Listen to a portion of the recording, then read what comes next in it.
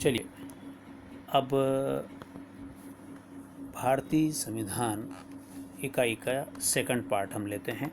First part में हमने 12.3 तक लिया था, जिसमें भारतीय संविधान की जानकारी दी थी। अब हम आते हैं भारतीय संविधान की प्रस्तावना और भारतीय संविधान की विशेषता। इस सेकंड पार्ट में हम पढ़ेंगे 12.4 भारतीय संविधान की प्रस्तावना। इसकी प्रस्तावना में ये लिखा गया है कि इसका निर्माण हमने क्यों किया, इसको बनाने के पीछे हमारा लक्ष्य क्या है। हमने इसमें हमारे विचारों और मूल्यों का इसमें समावेश किया है। वास्तव में ये संविधान जो है ये भारत की आत्मा है अथवा उसकी कुंजी है। ये हमारा एक संकल्प का प्रतीक भी है कि हम भारत को कैसा बनाएंगे, और ये जनता की इच्छा से ही हुआ है। इसमें कहा गया है कि भारत संपूर्ण प्रभुत्व संपन्न गणराज्य होगा। 1976 में 45वें संविधान संशोधन में हमने समाजवादी और पंथ निरपेक्ष राज्य हमने घोषित किया। इसको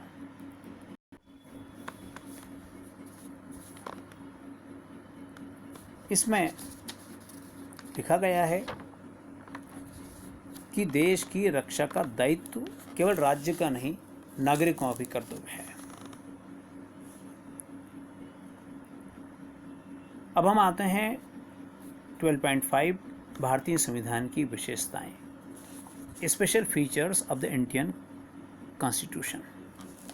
सबसे पहले अपन लेते हैं जो हमारे संविधान की विशेषता है कि ये लिखित और विशाल है।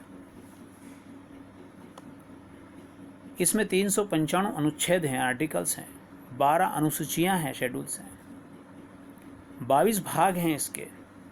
जबकि दुनिया में हम जाएंगे जो दूसरे देश हैं उनमें, जैसे अमेरिका में केवल 7, कनाडा में 147, ऑस्ट्रेलिया में केवल 128 अनुच्छेद हैं। यानी भारत का संविधान दुनिया का सबसे बड़ा संविधान है। क्योंकि इसलिए बड़ा है क्योंकि इसके अंदर इतनी विविधता है कि उस विविधता को समेटने के लिए इतना बड़ा संविधान हमको बनाना पड़ा। फिर हमारा संविधान जो है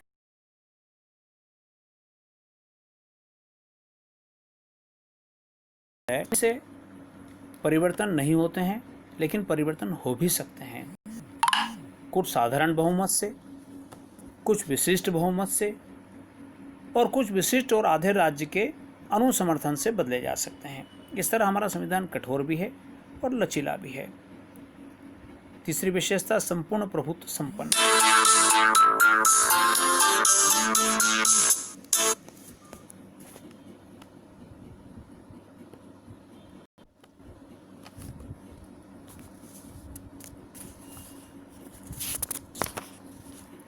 अगली विशेषता है इसकी समाजवादी एवं पंथ निरपेक्ष,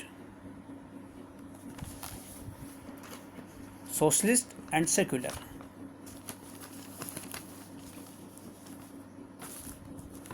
यानी हमारा जो संविधान है वो समतावादी ढांचे पर आधारित है।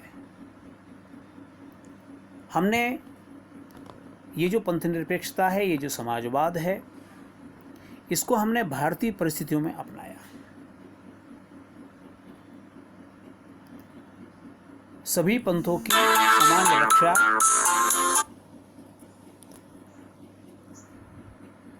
किसी पंथ को राज्य के धर्म के रूप में नहीं अपनाया हमने। कोई पंथी भेदभाव इसमें हमने नहीं रखा। सबको विश्वास, धर्म और उपासना की स्वतंत्रता हमने इसमें प्रदान की है। पांचवी विशेषता है संसदीय शासन प्रणाली, पार्लियामेंट्री फॉर्म ऑफ गवर्नमेंट। यानी इस प्रणाली में हमने कार्यपालिका की वास्तविक शक्तियां मंत्रिपरिषद में निहित होती है। यानी इस प्रणाली में कार्यपालिका की वास्तविक शक्तियां मंत्रिपरिषद में होती हैं। मंत्रिपरिषद विधेयिका के प्रति उत्तरदायी होता है, यानी संसद के प्रति उत्तरदायी होता है। राष्ट्रपति नाम मात्र की कार्यपालिका होती है। कार्यपालिका का वास्तविक प्रधान जनता द्वारा चुना गया प्रधानमंत्री होता है। इसमें मंत्रिपरिषद सामूहिक उत्तरदायित्व के सिद्धांत का अनुसरण करती है। अगली विशेषता है संघात्मक शासन व्यवस्था, फेडरल सिस्टम। भारत चूंकि राज्यों का संघ है, प्रथम अनुच्छेद के अनुसार, इस प्रकार भारत में संघात्मक शासन की स्थापना की गई। शक्ति का केंद्रीकरण न कर राज्य सरकारों में विभाजन कर दिया गया। सर्वोच्च न्यायालय को केंद्र व राज्यों के बीच उत्पन्न विवादों को सुलझाने का अधिकार दिया गया। मतलब मूल बात यह है कि इस फेडरल सिस्टम में क्या होता है कि जो पावर होती है वो किसी एक के हाथ में नहीं होती है, वो डिसेंट्रलाइज होती है। सातवीं विशेषता की बात करते हैं हम, स्वतंत्र और निष्पक्ष न्यायपालिका। ये बात सब जानते हैं कि दूध का दूध और पानी का पानी होना चाहिए, और ये न्यायपालिका तभी कर सकती है जब वो स्वतंत्र हो। इसलिए हमने हमारी न्यायपालिका को स्वतंत्र बनाया ताकि ये लोगों के अधिकारों की रक्षा कर सकें। संविधान की रक्षा का दायित्व इसको इसीलिए सौंपा गया है, न्यायिक पुनरावलोकन का अधिकार इसको दिया गया है, और संविधान के प्रतिकूल समस्त कार्यों को अवैध घोषित करने का अधिकार न्यायालय को। और इसीलिए न्यायपालिका की नियुक्ति, वेतन, पेंशन आदि में सब स्वतंत्र हैं। ये राष्ट्रपति न्यायाधीश को नियुक्त कर सकता है पर पदमुक्त नहीं कर सकता। ये इसकी स्वतंत्रता को इंडिकेट करता है।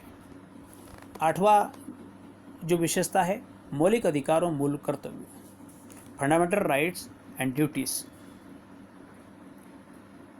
लोगों के सर्वांगीण विकास के लिए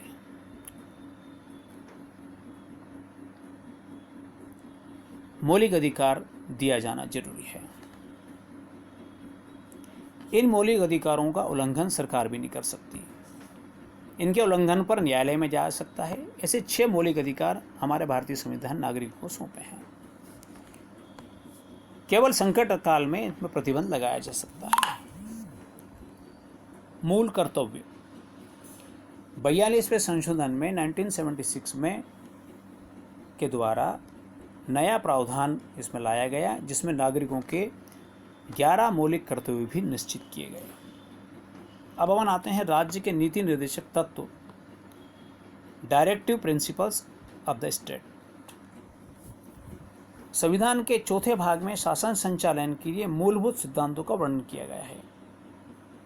इन्हें राज्य नीति निर्धारण करने वाले निदेशक तत्व कहा गया है। ये आधुनिक प्रजातंत्र के लिए राजनीतिक, आर्थिक, सामाजिक कार्यक्रम प्रस्तुत करते हैं। लेकिन यदि ये पूरे नहीं होते हैं तो आप न्यायालय नहीं जा सकते। ये केवल एक इंडिकेशन है। जिस तरह से रोड पे सुरक्षित यात्रा के लिए इंडिकेशन रहते हैं, उसी प्रकार सरकार के लिए ये इंडिकेशन है कि एक अच्छा समाज कैसे बनाया जा सकता है। इन तत्वों के माध्यम से एक लोक कल्याणी राज्य की स्थापना की जा सकती है। अगली हम विशेषता लेते हैं यूनिवर्सल एडल्ट फ्रेंचाइज, सार्वभौमिक वयस्क मताधिकार।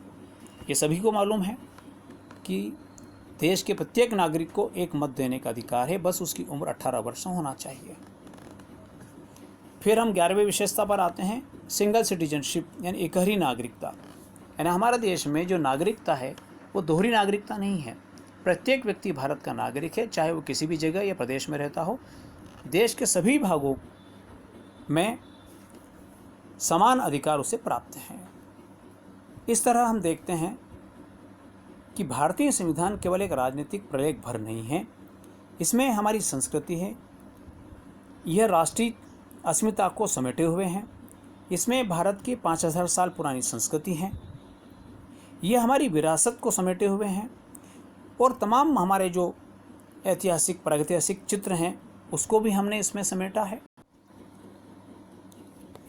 इसमें जो है, चाहे मोहनजोदड़ो हो, चाहे हमारे वैदिक काल हो, या सीता के साथ पुष्पक विमान से आते हुए श्री राम का चित्र हो, कृष्ण हो, अर्जुन हो, गीता के उपदेश हो, बुद्ध हो, महावीर हो, मुगल वास्तुकला हो, इन सब को हमने बगैर पूर्वाग्रह के समेटा है। जय हिंद। इकाई समाप्त होती है। Thank you.